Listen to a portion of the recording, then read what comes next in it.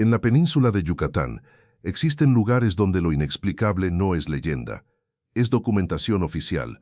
Un hospital abandonado donde se escuchan llantos de bebés cada noche. Más de 10.000 abortos realizados en 30 años.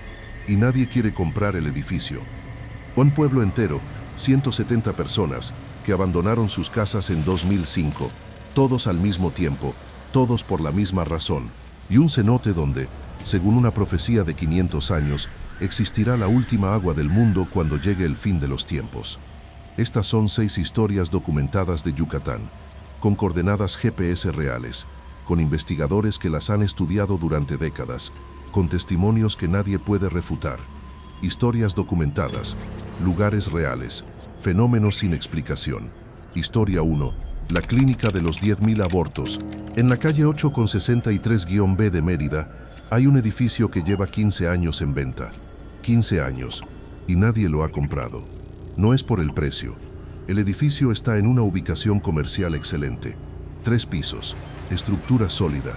Está frente a un parque donde los niños juegan todas las tardes. Pero cuando los potenciales compradores llegan, cuando entran, cuando escuchan la historia del lugar, inmediatamente se retiran.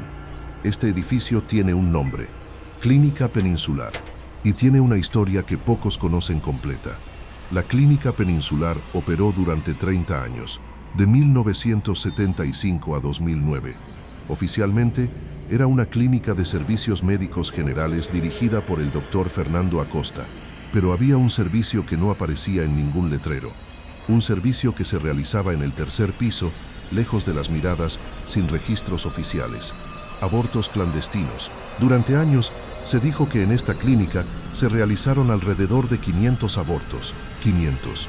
Un número ya perturbador. Pero ese número estaba completamente equivocado. En 2007, el periodista e investigador Jorge Moreno comenzó a entrevistar a las enfermeras que habían trabajado en la clínica. Enfermeras que ya estaban retiradas.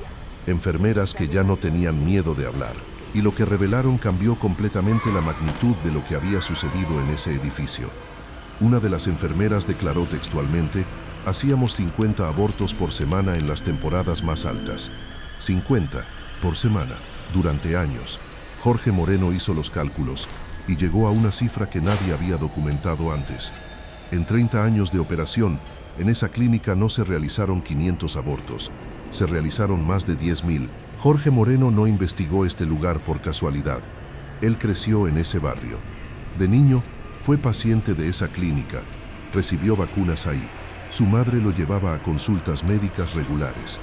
Nunca supo lo que estaba sucediendo en el tercer piso. Nadie en el vecindario lo sabía. Los primeros reportes paranormales comenzaron en febrero de 2007, 2 años antes de que la clínica cerrara.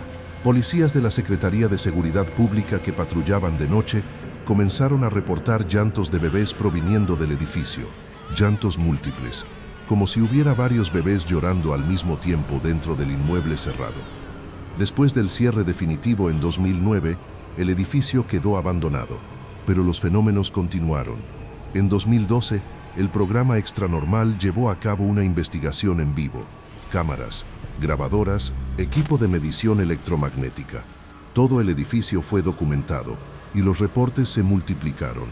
Pero fue en 2016 cuando una parapsicóloga llamada Brenda Verónica Campos Viana realizó el estudio más exhaustivo. Ella pasó 3 noches completas dentro del edificio, con equipo especializado, y llegó a una conclusión que registró oficialmente. Detectó la presencia de aproximadamente 500 fantasmas, 90% de ellos bebés, 10% mujeres adultas. Hoy la Clínica Peninsular sigue en venta. 15 años después de su cierre, el edificio está vigilado constantemente porque exploradores urbanos intentan entrar. Los vecinos que viven alrededor reportan que en las noches, especialmente durante las madrugadas, aún se escuchan llantos proviniendo del interior del edificio vacío. 10.000 vidas terminadas en 30 años. Y según los que investigan el lugar, algunas de esas vidas nunca se fueron. Historia 2. El pueblo donde nadie vive. A 30 kilómetros al norte de Mérida, sobre el kilómetro 17 de la carretera Mérida-Progreso, hay un pueblo que aparece en los mapas oficiales. Un pueblo con nombre, con calles, con una hacienda colonial. Pero si llegas ahí, no encontrarás a nadie. 170 personas vivían en ese lugar en 2004.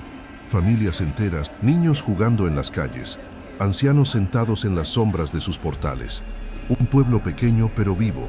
En 2005, todos se fueron. 170 personas. Abandonaron sus casas, abandonaron sus pertenencias y nunca regresaron. El pueblo se llama Misne Balam y lleva 20 años completamente vacío. Para entender por qué ese pueblo quedó vacío, hay que remontarse casi 100 años atrás, al 22 de octubre de 1921. Ese día, un hombre llamado Don Fidencio Gertrudis Márquez estaba viajando por un sacbé, uno de los antiguos caminos blancos mayas. Era el dueño de la hacienda más importante de la región. Un hombre respetado, poderoso. Nunca llegó a su destino. Fue emboscado, atacado, asesinado. Este evento está documentado oficialmente. En la biblioteca yucatanense existe un documento llamado Constancia Judicial del Atentado Criminal cometida en la persona del ingeniero Don Fidencio Gertrudis Márquez, 22 de octubre de 1921.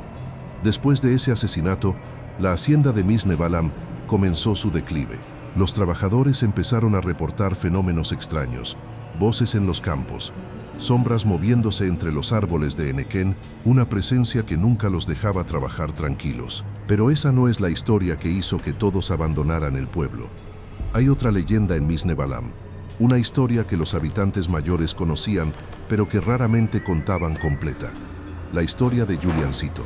Según la tradición oral, Juliancito era un niño de 9 años que vivió en la hacienda a principios del siglo XX.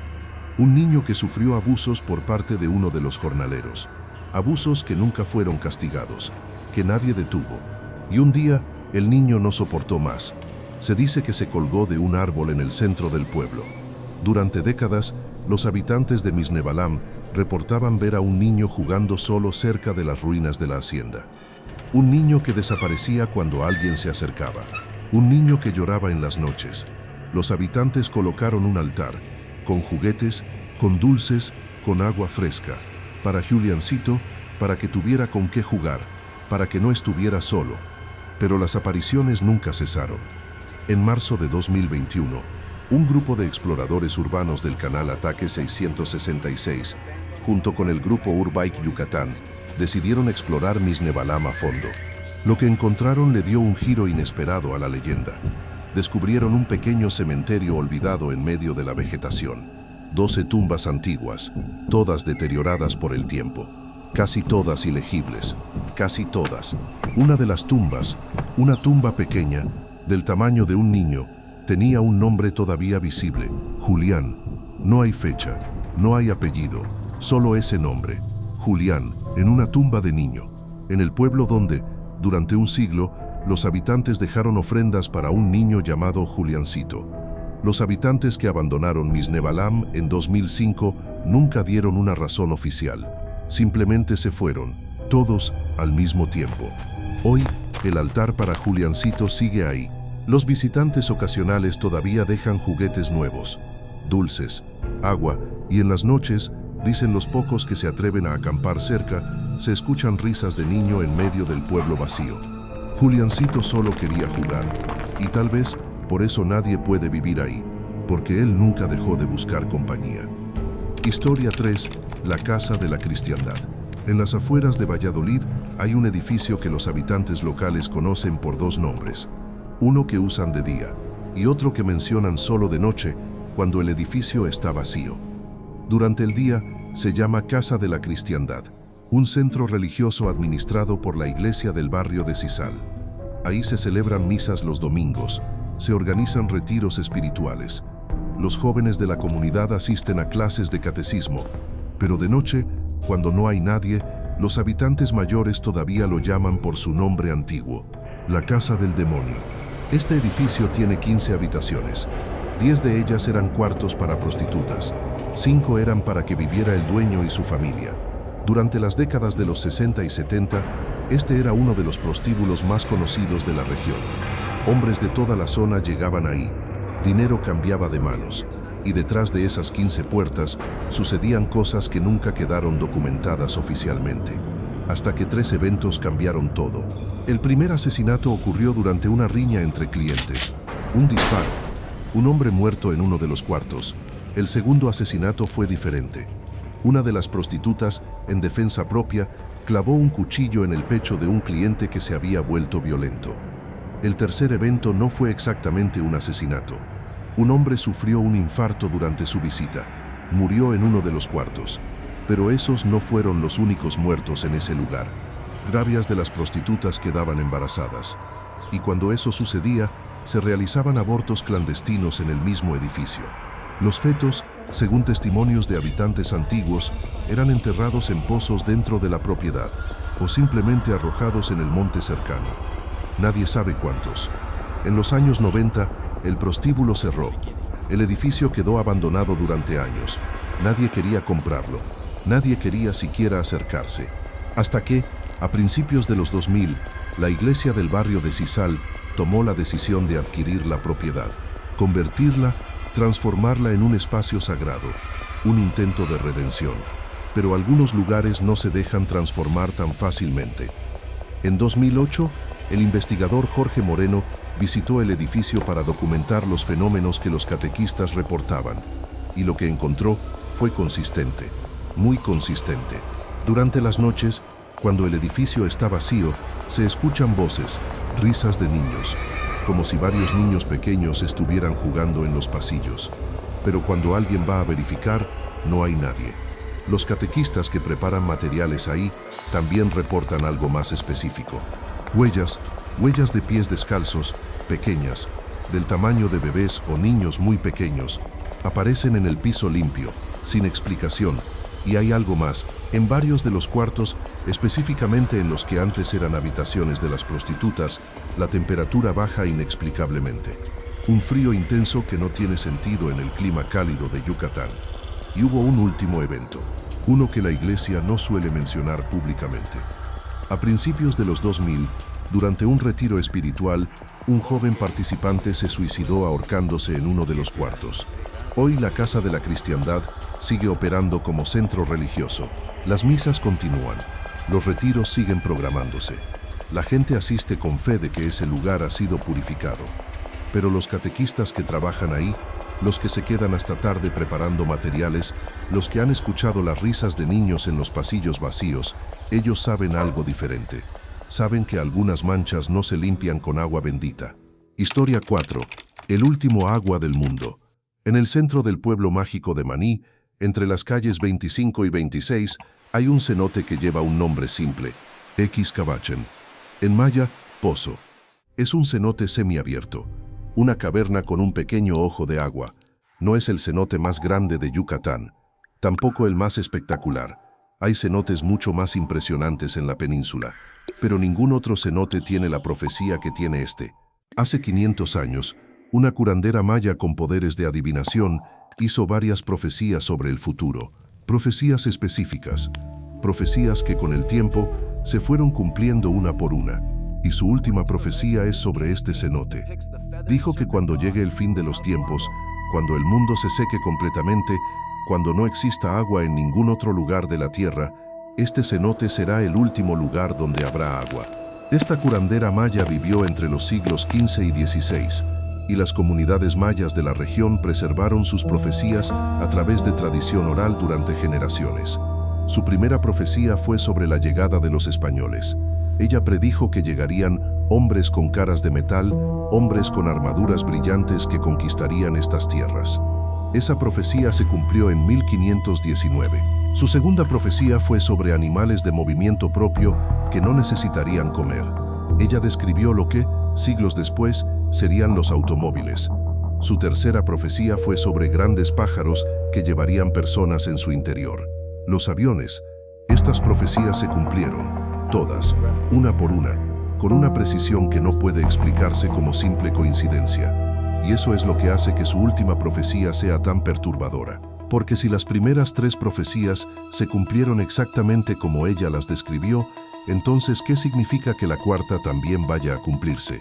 La curandera dijo que llegaría un tiempo en que los humanos pelearían por agua, que habría grandes guerras por el control del agua, y que, finalmente, la tierra se secaría completamente. Los océanos, los ríos, los lagos, todo desaparecería. excepto este cenote. Según la profecía, cuando eso suceda, aparecerá una anciana guardiana, una mujer con una serpiente enrollada en su cuerpo. La serpiente emplumada, Kukulkan, y esta guardiana ofrecerá agua del cenote, servida en cáscaras de cocoyol, pero el agua tendrá un precio. Por cada cáscara de agua, la guardiana exigirá un recién nacido, un bebé, por una cáscara de agua. Esa será la transacción cuando el mundo esté seco y desesperado. Este cenote tiene otra importancia histórica, una que conecta con uno de los eventos más trágicos de la historia maya. El 12 de julio de 1562, frente a este cenote, el fraile franciscano Diego de Landa ordenó el auto de fe, el acto de quemar códices mayas. Miles de documentos, siglos de conocimiento maya, astronomía, matemáticas, historia, profecías, todo convertido en cenizas frente a este cenote. Los mayas que presenciaron esa quema sabían lo que se estaba perdiendo. Y algunos historiadores creen que tal vez entre esos códices quemados estaban las profecías escritas de esta curandera. Las profecías que ahora solo conocemos por tradición oral. Hoy el cenote Xcabachán es visitado por turistas. Es un lugar tranquilo, hermoso, el agua sigue cristalina. Pero hay algo que hace que esta profecía sea más perturbadora en 2025. Según datos de la Comisión Nacional del Agua, actualmente solo el 25.57% del territorio de México está sin sequía. 74.43% del país sufre algún nivel de sequía. Las guerras por agua ya no son ciencia ficción, son proyecciones de la ONU para las próximas décadas. Y en Maní, los habitantes todavía cuentan la historia de la curandera y miran su cenote. Y se preguntan si cuando llegue ese día, alguien estará dispuesto a pagar el precio. Historia 5, la hacienda del diablo. Entre los poblados de Cholul y Sitpach, escondidas entre la vegetación densa, hay ruinas de una hacienda colonial, la ex hacienda Cancapchen de Casares. Los pocos que se atreven a explorar ese lugar reportan algo inmediato, algo que no tiene sentido en el clima cálido de Yucatán. Frío, un frío intenso, inexplicable. En una región donde las temperaturas casi nunca bajan de 25 grados, dentro de las ruinas de esta hacienda, el aire se vuelve helado. Los visitantes necesitan cubrirse, su aliento se condensa, como si el lugar mismo rechazara el calor. Esta hacienda tuvo su esplendor a finales del siglo XIX y principios del XX. Era una hacienda henequenera, una de tantas, con trabajadores que vivían en condiciones de semiesclavitud. Pero esta hacienda tenía una característica particular. Su dueño era conocido por su crueldad extrema. En el Archivo General del Estado de Yucatán existen documentos clasificados como varios procesos por abuso de autoridad que mencionan esta hacienda. Documentos que detallan golpizas, humillaciones públicas, castigos desproporcionados. Hay una historia específica que los descendientes de trabajadores aún cuentan, una historia sobre el día de pago. El hacendado no entregaba el dinero en mano, subía a la torre de la hacienda y desde ahí arrojaba las monedas hacia el patio donde los trabajadores esperaban abajo. Los hombres tenían que arrastrarse por el suelo, pelear entre ellos, por monedas, mientras el hacendado observaba desde arriba, riendo. Pero ese entretenimiento terminó de la forma más violenta posible. El 13 de mayo de 1873, los trabajadores ya no soportaron más. Se organizaron, esperaron el momento adecuado y lo mataron. Lo atacaron con machetes, con hachas, con lo que tenían a mano. La violencia fue absoluta. Liberación contenida durante años explotando en minutos. Cuando terminaron, cuando el cuerpo del hacendado yacía inmóvil, uno de los trabajadores comenzó a quitarle la ropa. Tal vez por desprecio final, tal vez para asegurarse de que estuviera muerto. Y fue ahí cuando vieron algo que ninguno esperaba. El hacendado tenía una cola roja, como la de un diablo. Ese mismo año, 1873, comenzaron a morir los hijos de los habitantes de los pueblos cercanos. Niños, sin enfermedad aparente, sin explicación médica. Los padres creían que era castigo, que el hacendado, incluso muerto, estaba cobrando venganza. La hacienda fue abandonada progresivamente. Los trabajadores se fueron, las familias huyeron y la estructura comenzó su lento colapso. Pero la historia no terminó ahí. En las últimas décadas, la hacienda se ha convertido en un lugar para algo muy específico: rituales satánicos.